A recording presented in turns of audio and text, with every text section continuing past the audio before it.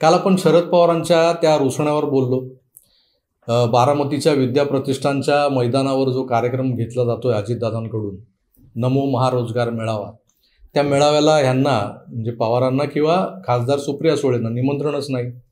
त्यामुळे पवार काहीसे खट्टू झालेत. सुप्रियाताई थोड्याशा नाराज आहेत. मग या नाराजीला दूर कसं करायचं, हा सगळा एक पेच प्रसंग तयार झाला होता. त्या पेच प्रसंगावर मात करण्यासाठी म्हणे शरद पवारांनी गुगली टाकली होती की बारामतीत मुख्यमंत्री एकनाथ शिंदे येत आहेत, उपमुख्यमंत्री देवेंद्र फडणवीस येत आहेत, दुसरे उपमुख्यमंत्री अजितदादा पवारही येत आहेत. तर या तिन्ही उपमुख्यमंत्री आणि मुख्यमंत्र्यांना आपल्या घरी चहा पानाला आणि त्यानंतर जेवणाला बोलवावं यासाठी त्यांनी एक पत्र मुख्यमंत्र्यांना धाडलं आणि त्याच्या सीसीज दोन्ही DCMना पाठवलेले आहेत. त्या पत्रात त्यांनी लिहिलेलं आहे की तुम्ही आता येताच आहात बारामतीत, तर चहा पानाला आणि भोजनाला आमच्या घरी यावं. आता ही जी काही भोजन डिप्लोमसी जी आहे शरद पवारांची, त्यातून त्यांना बऱ्याच गोष्टी साध्य करायच्या होत्या असं राजकीय विश्लेषक म्हणत आहेत. की ही पवारांची गुगली होती की तुम्ही माझ्याकडे या, मग माझा पाहुणचार घ्या, माझ्याकडे भोजन करा, आणि मग त्यानंतर काय होणार आहे तर दोन्ही पक्षांचे म्हणजे भाजप आणि शिवसेना या दोन्ही पक्षांचे जे समर्थक आहेत देवेंद्रजींचे आणि एकनाथजींचे, ते काहीसे बुचकळ्यात पडणार किंवा ते या लोकांच्या विरोधातही जाऊ शकतील की अरे, ज्या शरद पवारांच्या विरोधात आम्ही इथे प्राणपणाने लढतोय, आमची डोकी फोडून घेतोय, त्याच शरद पवारांच्या घरी तुम्ही जाऊन काय पंक्ती जोडताय. आणि अशा पद्धतीनं या दोन्ही म्हणजे उपमुख्यमंत्री आणि मुख्यमंत्र्यांच्या प्रतिमा कशा डागाळल्या जातील यासाठी हा टाकलेला बारामतीचा एक स्पेशल डाव होता.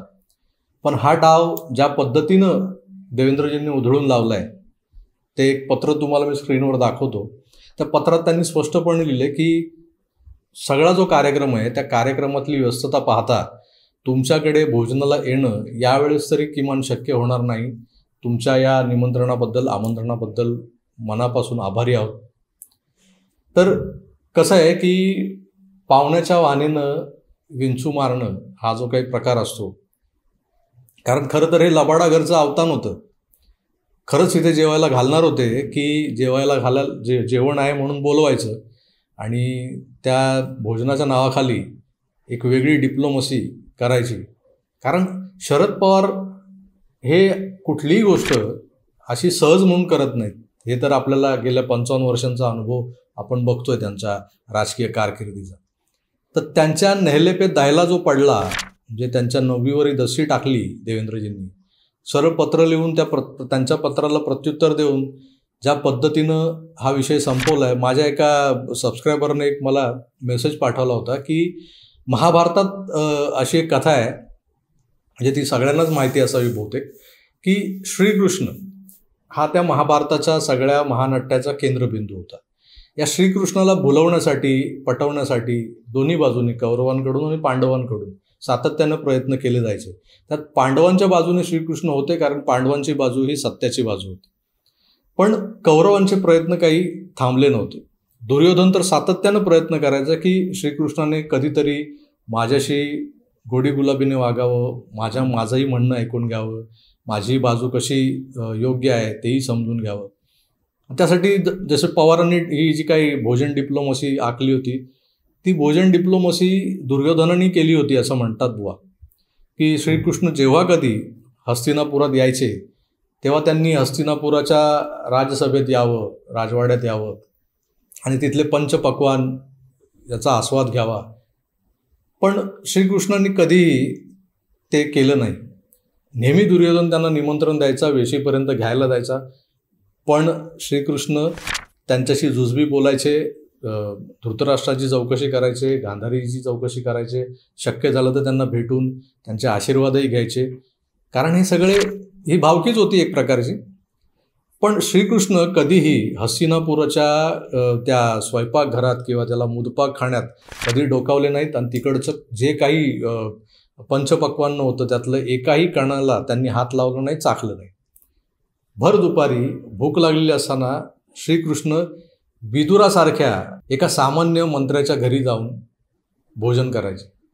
विदुराच्या घरी जे काही शिरलेलं असायचं तो गोडीने खाऊन म्हणजे अगदी मनपूर्वक खाऊन तृप्तीचा ढेकर देते तिथून निघायचे. हीच विदुराची कमाई होती. दुर्योधनाला नेहमी प्रश्न पडायचा की हे त्या विदुराकडे जाऊन मीठ भाकरी खातात पण माझं पंचपक्वान्न कधीच चाखत नाही. ही कृष्णनीती होती. कृष्णानं कधीही दुर्योधनाचं मीठ खाल्लं नाही आणि खाल्ल्या मिठाला जिथे जागायचं असतं तिथे श्रीकृष्ण जागले. त्यामागचं अजूनही एक कारण होतं जे सातत्याने आपण बोलतो की त्या सतयुगात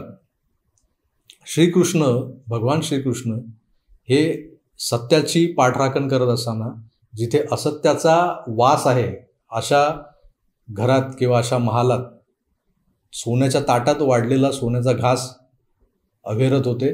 कारण विदुराच्या झोपडीत जाऊन तिथे त्यांना मीठ भाकर खाल्लेली आवडत होती. हा धर्म आणि अधर्माचा जो काही संघर्ष आहे त्यात सत्याची कास कशी धरायची असते याचं एक प्रमाण महाभारतात लिहून ठेवलं. भले ते कथा स्वरूपात असेल, कुणी त्याला काही म्हणजे जसं म्हणतात ना की या सगळ्या कथाकल्पना आहेत, पण या कथाकल्पनांमधूनच हिंदू धर्मात एक प्रकारची शिस्त आणली गेली आहे की कसं कोणाशी वागायचं असतं. सत्य असत्य, धर्म अधर्म हा समजून कसा घ्यायचा, तर ते समजावण्यासाठी ही जी काही आमच्याकडे ग्रंथसंपदा आहे आमची, रामायण असो महाभारत असो, त्याचा आपल्याला असा आपल्या दैनंदिन जीवनात उपयोग होतो. महाभारतातल्या या कथेचा उपयोग कदाचित देवेंद्रजींना झाला या सगळ्या घटनेच्या पार्श्वभूमीवर. हस्तिनापुरात सोन्याच्या ताटात सोन्याचा घास नाकारणाऱ्या श्रीकृष्णाचा जो मार्ग होता तो मार्ग इथे देवेंद्रजींनी अवलंबलाय. बारामतीच्या गोविंद बागेतला पंचपक्वानांचा घास खाण्यापेक्षा येता जाता गाडीत बसून आपली जी आणलेली शिदोरी आहे ती खाण्यात देवेंद्रजींनी मोठेपणा मांडला किंवा तेच आपलं कर्तव्य मांडलं. आणि शरद पवारांच्या गुगलीला स्टंपवर उडवून न घेता तो वाईड बॉल कसा होईल याची पुरेपूर काळजी घेतली. त्यामुळे ही गुगली शरद पवारांना विकेट तर देऊन गेली नाही, पण तो एक एक्स्ट्रा बॉल म्हणजे तो वाईड बॉल गेल्यामुळे 1 रन आणि एक्स्ट्रा बॉल मिळाला आहे. जो पुढचा बॉल जो असेल तो बॉल कदाचित षटकार किंवा सीमेपारही टोलवला जाऊ शकतो, कारण इथे फलंदाज जो आहे तो देवेंद्र फडणवीस आहे. तर मित्रो, महाभारतातली रूपक कथा असो किंवा आजच्या महाभारतातलं म्हणजे राजकारणातल्या महाभारतातलं हे बारामतीचं जे काही पात्र आहे त्या पात्राला कसा धोबीपछाड द्यायचा याचं ज्ञान किंवा याचं कसब ज्या श्रीकृष्णाच्या अंगी आहे. म्हणजे मी श्रीकृष्णाची आणि देवेंद्रजींची बरोबरी अजिबात करत नाही, कोणी गैरसमज करून घेऊ नका. हा एक आमच्या मनातला श्रीकृष्ण आहे की जो ज्या पद्धतीनं अशा कुटील नीतींना लीलया तोंड देतोय. हे जे वार होत आहेत छुपे लपून आडून भोजन डिप्लोमसीच्या आडून, ते सगळे वार परतवण्यात हा माणूस किती सक्षम आहे. एखादा म्हणाला असता की अरे चला वयोवृद्ध पुढारी आहेत महाराष्ट्राचे, जेवायला बोलवलं आहे, येतो, किती वेळ लागणार आहे असा, आणि गेलेही असते जेवायला. पण त्यामागची जी काही डिप्लोमसी होती, त्यामागचं जे काही कुटील कारस्थान होतं ते देवेंद्रजींनी ओळखल्यामुळे त्यांनी चक्क पत्र लिहून आपला नकार कळवला अगदी विनम्रपणे. आणि हे पुढचं जे काही महाभारत घडणार होतं ते तुर्तास टळलेलं आहे. शरद पवारांना पदोपदी अशा पद्धतीनं हे फटके बसतायत, आपले पराभव दिसत आहेत. आता किमान या अशा भोजन डिप्लोमसीतून डिनर डिप्लोमसीतून काही साध्य करता येईल का असेही प्रयत्न सुरू झालेले आहेत. त्यात आपल्या सुप्रियाताईंचा तो एक ऑडिओ व्हायरल झाला आहे. ते आपल्या मतदाराला फोन करून विचारत आहेत, का रे तुतारीवाला माणूस पोचला का? तो मतदार गडबडला, कुठला तुतारीवाला माणूस? आणि तुतारीवाला माणूस येवो की न येवो, आम्ही तर दादा आणि वहिनींचं काम करणार आहोत. इथेच बारामतीतला निकाल स्पष्ट झाला आहे. आणि या निकालाच्या भीतीपोटी जो पोटात गोळा आलाय ना, तो पोटातला गोळा कसा घालवायचा यासाठी ही धडपड सुरू आहे. त्यातून हा सगळा गुगली टाकण्याचा डाव होता. पण त्या गुगलीला एकतर वाईड बॉल केला फडणवीसांनी, आणि आता पुढचा जो चेंडू पडणार आहे त्याच्यावर कदाचित सिक्सरच ठोकतील. त्यामुळे त्या सिक्सरची वाट पाहूया. तुर्तास इथेच थांबतो, पुन्हा भेटूच. तोवर आपली काळजी घ्या आणि पाहत राहा आकार DG9. धन्यवाद, नमस्कार.